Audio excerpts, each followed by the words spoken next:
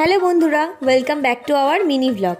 আজকে আমি আর সিনা কিন্তু সেজে একদম রেডি হয়ে গেছি আমার এক বান্ধবীর বাড়িতে কালী পুজোয় যাওয়ার জন্য। আর ওখানে গিয়ে আমাদের সবার মনে হচ্ছিল আমরা বোধহয় একটু তাড়াতাড়ি চলে এসেছি, কারণ আমরা ওদের বাড়িতে গিয়ে দেখি ওদের বাড়ির কেউই তখন রেডি হয়নি আর ঠাকুরও আসেনি। তাই আমরা বসে বসে ওদের ওপরের ঘরে তিনজন মিলে একটু আড্ডা দিচ্ছিলাম।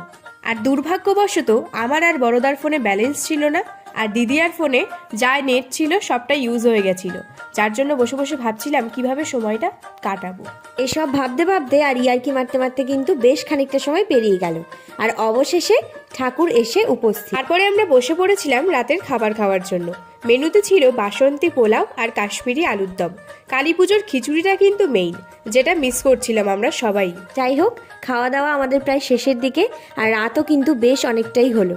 তো আজকের মিনি ব্লগটা এই পর্যন্তই। ভালো লাগলে লাইক, শেয়ার অ্যান্ড সাবস্ক্রাইব করে দিও আমাদের